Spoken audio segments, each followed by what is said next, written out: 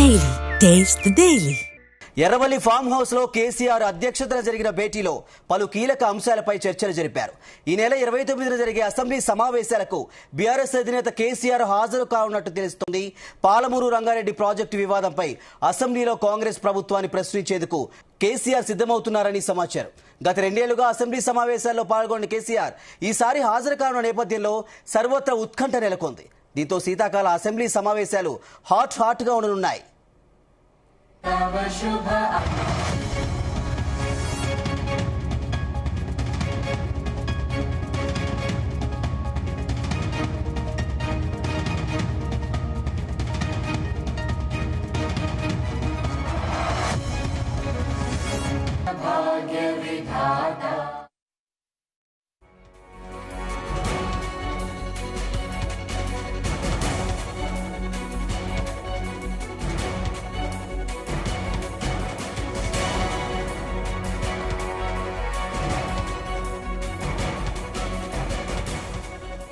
ఈ నెల 29న జరిగే అసెంబ్లీ సమావేశాలకు బీఆర్ఎస్ అధినేత కేసీఆర్ హాజరు కానున్నట్టు తెలుస్తోంది.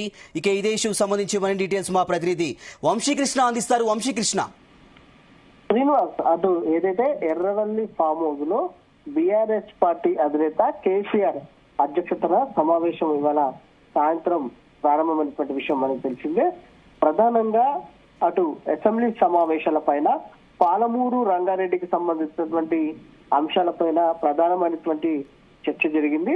ఇప్పటికే బీఆర్ఎస్ పార్టీ అటు 3 సభలను ఏదైతే పాలమూరు రంగారెడ్డి వచ్చేటటువంటి ప్రాంతాలు ఏవైతే ఉంటాయో, పరిధిలోకి వచ్చేటటువంటి ప్రాంతాలు ఏవైతే ఉంటాయో ఆయా ప్రాంతాల్లో సమావేశాలు నిర్వహించాలనేది కూడా బీఆర్ఎస్ పార్టీ నిర్ణయించినటువంటి నేపథ్యంలో ఆయా ప్రాంతాల్లో సభలు నిర్వహించబోతా ఉన్నారు. ప్రధానంగా ఉమ్మడి మహబూబ్ నగర్, ఉమ్మడి రంగారెడ్డి, దాంతో పాటుగా ఉమ్మడి నల్గొండ జిల్లాలలో పలు ప్రాంతాలలో సభలు నిర్వహించనున్నారు. ప్రధానంగా అటు ఏదైతే ఉమ్మడి మహబూబ్ నగర్ విషయానికి వస్తే మాత్రం మొదటి సభను నిర్వహించబోతా ఉన్నారు ఉమ్మడి మహబూబ్ నగర్ జిల్లాలో. అటు కొడంగల్లో గాని, దేవరకద్ర నియోజకవర్గం అయినటువంటి భూత్పూర్ లో గాని ఈ యొక్క సభ ఉండే అవకాశం ఉన్నట్టు కూడా మనకు తెలుస్తా ఉంది. దాంతో పాటుగా అసెంబ్లీ సమావేశాల్లో కూడా పాలమూరు రంగారెడ్డికి సంబంధించినటువంటి అంశంపై బీఆర్ఎస్ పార్టీ అధినేత కేసీఆర్ నిర్ణయించడం జరిగింది. ప్రధానంగా ఇప్పటికే అసెంబ్లీ సమావేశాలు 29వ తేదీన ప్రారంభం కాబోతున్నటువంటి నేపథ్యంలో నీళ్లు నిజాలు అంశం పైన చర్చించాలంటే ఖచ్చితంగా అటు అసెంబ్లీకి రావాలని సీఎం రేవంత్ రెడ్డి ఏదైతే చెప్పినటువంటి నేపథ్యంలో, సవాల్ విసిరినటువంటి నేపథ్యంలో అటు సభకు రానున్నట్టు కూడా తెలుస్తా ఉంది. ప్రధానంగా పాలమూరు రంగారెడ్డికి సంబంధించినటువంటి అంశాలపై కూడా చర్చించే అవకాశం ఉన్నట్టు కూడా మనకు ప్రధానంగా తెలుస్తున్నటువంటి అంశాలు కూడా మనకు తెలుస్తా ఉంది. సీఎం రేవంత్ రెడ్డి విసిరినటువంటి సవాళ్లను బీఆర్ఎస్ పార్టీ అధినేత కేసీఆర్ స్వీకరించినట్టే అనేది కూడా మనం చాలా ఖచ్చితంగా చెప్పాల్సినటువంటి అవసరం ఎంతైనా ఉంది. దీంతో పాటుగా పలు అంశాలపైన అటు సభలో చర్చించినటువంటి సందర్భం కూడా మనకు కనిపిస్తా ఉంది. తాగునీటి హక్కులను పరిరక్షించుకునే బాధ్యత బీఆర్ఎస్ పైనే ఉంది అంటూ కూడా ఆయన ఈ సమావేశంలో నాయకులను ఉద్దేశించినటువంటి వ్యాఖ్యానించడం జరిగింది. తెలంగాణకు జరుగుతున్నటువంటి అన్యాయాన్ని అసెంబ్లీ వేదికగా వివరిద్దామంటూ కూడా ఆయన చెప్పినటువంటి సందర్భం మనకు కనిపిస్తుంది. కేంద్ర రాష్ట్ర ప్రభుత్వాలు చేస్తున్న ద్రోహం, అన్యాయాన్ని సభా వేదికగా ప్రజలకు చెబుతామంటూ కూడా ఆయన చెప్పినటువంటి సందర్భం మనకు కనిపిస్తోంది. తెలంగాణ కోసం బీఆర్ఎస్ పార్టీ తప్ప మరే ఇతర పార్టీకి పట్టింపు ఉండదు అంటూ కూడా ఆయన చెప్పినటువంటి సందర్భం కనిపిస్తోంది.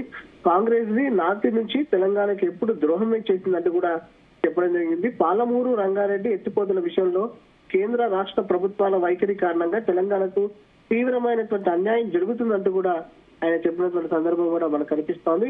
ఖచ్చితంగా 29వ తేదీన జరిగేటటువంటి శాసనసభకు కేసీఆర్ హాజరవుతారు. ఏదైతే హాజరవుతారు అనేది కూడా ఈ సమావేశం ద్వారా తెలుస్తా ఉంది. ఒకవేళ బీఆర్ఎస్ పార్టీ అధినేత కేసీఆర్ సభలో కనుక అడుగు పెడితే, ఎందుకంటే 2 సంవత్సరాల క్రితం బడ్జెట్ సమావేశం సమయంలో ఆయన ఏదైతే అసెంబ్లీలోకి రావడం జరిగింది. మొదటి బడ్జెట్ సమావేశంలో గవర్నర్ ప్రసంగం నేపథ్యంలో బడ్జెట్ సమావేశాలకు వచ్చి ఆ రోజు మీడియాతో మాట్లాడినటువంటి సందర్భంలో మనం చూస్తా ఉన్నాము. ఏదైతే కాంగ్రెస్ పార్టీ ప్రవేశపెట్టినటువంటి మొదటి బడ్జెట్ శూన్యమంటూ ఆయన చెప్పినటువంటి పరిస్థితి మనకి ఇంకా గుర్తుంది. దాంతో పాటుగా ఈసారి అసెంబ్లీ సమావేశాలకు దాదాపుగా 2 సంవత్సరాల తర్వాత బయటకు వచ్చినటువంటి బీఆర్ఎస్ పార్టీ అధినేత కేసీఆర్ అసెంబ్లీ వేదికగా ఎలా ప్రసంగించబోతా ఉన్నారు. దాంతో పాటుగా అటు కాంగ్రెస్ పార్టీ, ఎందుకంటే అనేక అంశాల పైన ముఖ్యంగా సాగునీటి రంగం పైన పట్టున్నటువంటి కేసీఆర్ ని అటు అధికార పక్షమైనటువంటి కాంగ్రెస్ ఎలా ఎదుర్కొంటుంది అనేది మాత్రం ఒకంత ఆసక్తి నెలకొన్నటువంటి సందర్భం కూడా మనకు కనిపిస్తా ఉంది. మొత్తం మీద జనవరి నెలలో మాత్రం మనం 2026 జనవరి నెలలో మాత్రం ఒకంత వాడి వేడిగా అసెంబ్లీలో చర్చలు జరిగే అవకాశం మాత్రం మనకు చాలా కనిపిస్తా ఉంది. ప్రధానంగా కేవలం పాలమూరు రంగారెడ్డి ఎత్తిపోతల ప్రాజెక్టు సంబంధించిన అంశమే కాకుండా అనేక అంశాలపైన చర్చించే అవకాశం కూడా మనకు చాలా స్పష్టంగా కనిపిస్తా ఉంది. అటు ఎన్నికలకు ముందు కాంగ్రెస్ పార్టీ ఇచ్చినటువంటి హామీలపై కావచ్చు, దాంతో పాటుగా ఇతర అంశాలపైన బీఆర్ఎస్ పార్టీ కావచ్చు, బీఆర్ఎస్ పార్టీ నేతల పైన పెట్టినటువంటి కేసుల అంశం కూడా మనకు చాలా స్పష్టంగా కనిపిస్తా ఉంది. తెలంగాణ రాష్ట్రానికి సంబంధించి నీటి హక్కులపైన పోరాడేది కేవలం బీఆర్ఎస్ పార్టీయే కాబట్టి ఎక్కడ రాజీ పడాల్సినటువంటి అవసరం లేదంటూ కూడా బీఆర్ఎస్ పార్టీ నాయకుడు కేసీఆర్ అటు పాలమూరు రంగారెడ్డి పరిధిలోకి వచ్చేటువంటి జిల్లాల నేతలతో కూడా చెప్పడం జరిగింది. ప్రధానంగా ఈ సమావేశంలో అటు BRS party working president KTR తో పాటుగా మాజీ మంత్రి హరీష్ రావు కావచ్చు, దాంతో పాటుగా ఉమ్మడి మహబూబ్ నగర్ జిల్లా, ఉమ్మడి నల్గొండ జిల్లా, దాంతో పాటుగా ఉమ్మడి రంగారెడ్డి జిల్లాకు సంబంధించిన నేతలు ప్రత్యేకంగా ఈ సమావేశంలో పాల్గొనడం జరిగింది. జనవరి నెలలో నిర్వహించేటువంటి 3 సభలకు సంబంధించి కూడా ఏర్పాట్ల పైన ఆయన దిశానిర్దేశం చేసినటువంటి సందర్భం కూడా మనకు కనిపిస్తోంది. క్షేత్రస్థాయిలో అధికంగా అటు ఏదైతే క్షేత్రస్థాయిలో జన సమీకరణ కూడా ఎక్కువ చేయాల్సిన అవసరం ఉంది. ప్రధానంగా రైతులను ఈ సభలకు వచ్చే విధంగా చర్యలు తీసుకోవాల్సిన అవసరం ఉందనేది కూడా ఆయన పార్టీ నేతలకు దిశానిర్దేశం చేసినటువంటి సందర్భం కూడా మనం చూస్తా ఉన్నాము. కేవలం పాలమూరు రంగారెడ్డికి సంబంధించిన అంశమే కాకుండా ఇతర అనేక అంశాలపైన ఈ సమావేశంలో నేతలతోటి బీఆర్ఎస్ పార్టీ అధినేత కేసీఆర్ చర్చించినటువంటి సందర్భం కూడా మనం చూస్తా ఉన్నాము. ఏదైతే వరుస సమావేశాలతోటి టీఆర్ఎస్ అధినేత కేసీఆర్ బిజీగా ఉన్నటువంటి సందర్భంగా మనం చూస్తా ఉన్నాము. అటు జనవరి నెలలో కూడా ఆయన షెడ్యూల్ చాలా బిజీగా ఉన్నటువంటి పరిస్థితి కూడా మనకు కనిపిస్తోంది.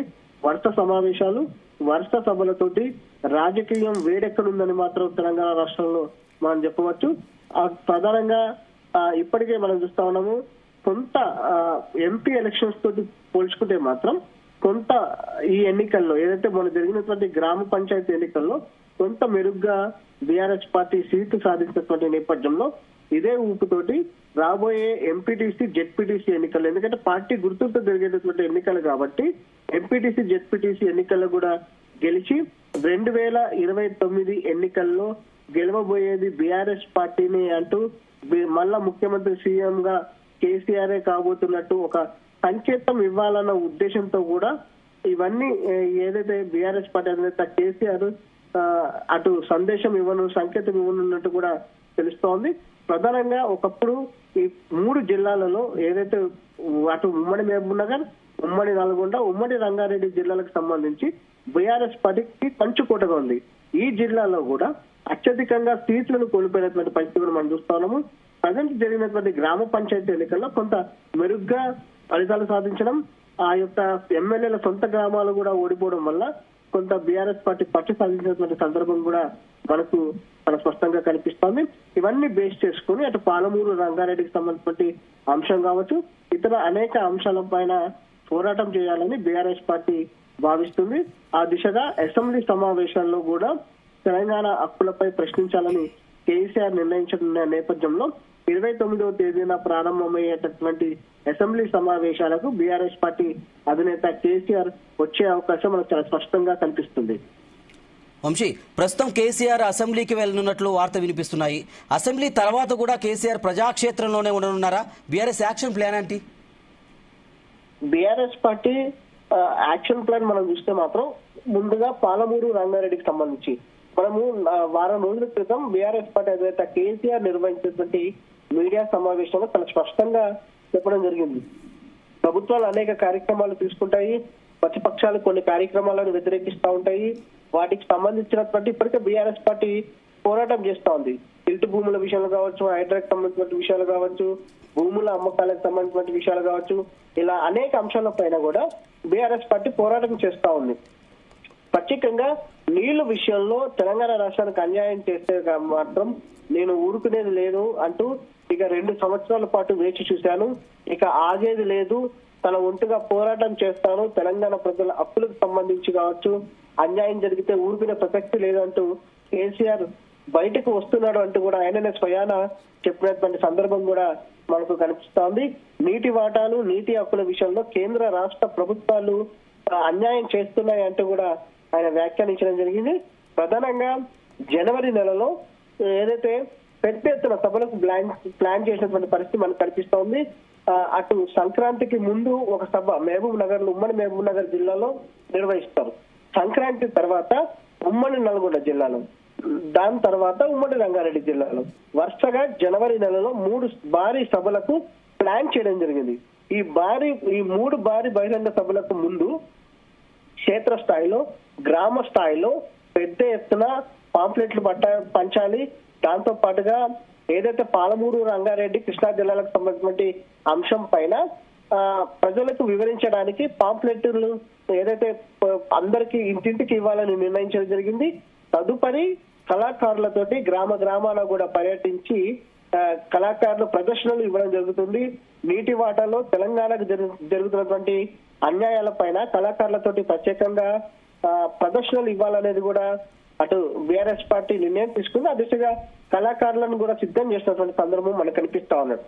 దాంతో పాటుగా ప్రసార మాధ్యమాలలో, సోషల్ మీడియాలో పెద్ద ఎత్తున నీటి వాటాలకు సంబంధించిన అంశం కావచ్చు, పాలమూరు, రంగారెడ్డికి సంబంధించి కేంద్ర రాష్ట్ర ప్రభుత్వాలు చేసినటువంటి అన్యాయాల పైన ప్రత్యేకంగా సోషల్ మీడియాలో కూడా ప్రచారం నిర్వహించాలనేది కూడా బీఆర్ఎస్ పార్టీ భావిస్తుంది. తదుపరి ఏవైతే సభలకు ముందు ఆయా ప్రాంతాలలో ఇవన్నీ ప్రచారాలు నిర్వహించిన తర్వాత, ప్రజల్లో కొంత అవగాహన కల్పించిన తర్వాత అప్పుడు బీఆర్ఎస్ పార్టీ అధినేత కేసీఆర్ ప్లాన్ చేసినటువంటి సభలు ఏవైతే ఉన్నాయో వాటికి నేరుగా బీఆర్ఎస్ పార్టీ అధినేత కేసీఆర్ సభలకు రావడం జరుగుతుంది. దీనికంటే ముందు కూడా కేసీఆర్ సభకు వచ్చే ముందు కూడా మొబిలైజ్ చేయాలి, ఏదైతే అవేర్నెస్ కల్పించాలి, పబ్లిక్ లో ఏదైతే పబ్లిక్ ని మొబిలైజ్ చేయాల్సినటువంటి అవసరం ఉంటుంది. కాబట్టి ఈ కార్యక్రమాలన్నీ కూడా నిర్వహిస్తూ ఉంటారు. ఈ కార్యక్రమాలన్నీ కూడా నిర్వహించిన తర్వాత సభలకు పెద్ద ఎత్తున రైతులను సమీకరించే పనిలో మాత్రం బీఆర్ఎస్ పార్టీ నేతలు సిద్ధమైనటువంటి పరిస్థితులు మనకు కనిపిస్తోంది. ఈ సభలకు సంబంధించి పెద్ద ఎత్తున రైతులను తీసుకురావాలనే ఆలోచన కూడా అటు బీఆర్ఎస్ పార్టీ నేతలకు ఆ దిశానిర్దేశం చేసినటువంటి సందర్భం కూడా మనకు కనిపిస్తోంది. ఈ సందర్భంలో ఏదైతే వరుస సమావేశాలు కూడా బీఆర్ఎస్ పార్టీ నాయకులతోటి కేసీఆర్ సమావేశాలు నిర్వహిస్తారు, సభలు నిర్వహిస్తారు. దీని తర్వాత పాలమూరు, రంగారెడ్డికి సంబంధించిన అంశం పైన సభలు నిర్వహించిన తర్వాత ఫర్దర్ గా ఫిబ్రవరి నుంచి కూడా పార్టీ కార్యక్రమాలు ఎలా ఉండబోతున్నాయనే అంశానికి సంబంధించి కూడా మనం చూడొచ్చు. దీనికంటే కూడా మరొక కీలకమైనటువంటి అంశం మరొకటి ఉంది. ఏంటంటే మొబిలైజ్ చేసిన తర్వాత రాష్ట్ర స్థాయిలో కేసీఆర్ హక్కులపై పోరాటం చేస్తున్నారు అనేది పెద్ద ఎత్తున ప్రచారం నిర్వహించడం, కేసీఆర్ సభలు నిర్వహించిన తర్వాత సభ్యత్వ నమోదు అనేది ఉండబోతుంది. ప్రత్యేకంగా చాలా ఆసక్తి కలిగిస్తున్నటువంటి అంశం మనం చూస్తా ఉన్నాము. ఎందుకంటే ఇన్ని రోజులు కూడా నిశ్శబ్దంగా ఉన్నటువంటి క్యాడర్లు ఉత్సాహం తేవడానికి ఏదైతే తిరిగి ప్రాబల్యాన్ని ఏదైతే పెంపొందించుకోవడానికి కూడా బీఆర్ఎస్ పార్టీ ప్రయత్నం చేస్తా ఉంది. ఈ సందర్భంలోనే అటు ఏదైతే పార్టీ సభ్యత్వ నమోదు కార్యక్రమానికి కూడా సిద్ధమైంది. సభ్యత్వ నమోదు కార్యక్రమంలో భాగంగా ఫిబ్రవరి నెల నుంచి కూడా సభ్యత్వ నమోదు కార్యక్రమాన్ని ఏర్పాటు చేస్తారు. ఆ ఏర్పాటు చేసిన తర్వాత జిల్లాల వారీగా సభ్యత్వ నమోదు కార్యక్రమం ఎలా జరిగిందని చూసుకున్న తర్వాత కమిటీలను అటు గ్రామ స్థాయి, మండల స్థాయి, జిల్లా స్థాయి, రాష్ట్ర స్థాయి కార్యవర్గాన్ని కూడా ఏర్పాటు చేసుకుంటారు. మొత్తం ఈ ప్రాసెస్ అంతా కూడా మార్చి వరకు కూడా ఈ అంశాన్ని కూడా సిద్ధం చేస్తా ఉంటారు. ఈ కార్యవర్గాలు కావచ్చు, కమిటీలను ఏర్పాటు చేయడంలో కూడా బీఆర్ఎస్ పార్టీ అధినేత కేసీఆర్ స్వయాన ఇవన్నీ కూడా చూసుకొని ఉన్నారు కూడా మనకు తెలుస్తోంది. దీనికి సంబంధించి కూడా ప్రణాళికను సిద్ధం చేసినటువంటి సందర్భం కూడా మనం చూస్తా ఉన్నాము. మరొక అంశం, కీలకమైనటువంటి అంశం ఏంటంటే 2026 6 అనే సంఖ్య కేసీఆర్ కి అదృష్ట సంఖ్యగా చెప్పొచ్చు. అందుకు కూడా కేసీఆర్ 6 అనే అక్షరం వస్తుంది కాబట్టి 2026 జనవరి నుంచి తన కొత్తగా పార్టీని నూతనోత్సవంతో కదిలించడానికి ముందుకు వస్తున్నారు అనేది కూడా మనం చెప్పాలి. Right. Srinivas. Right Vamshi, thank you.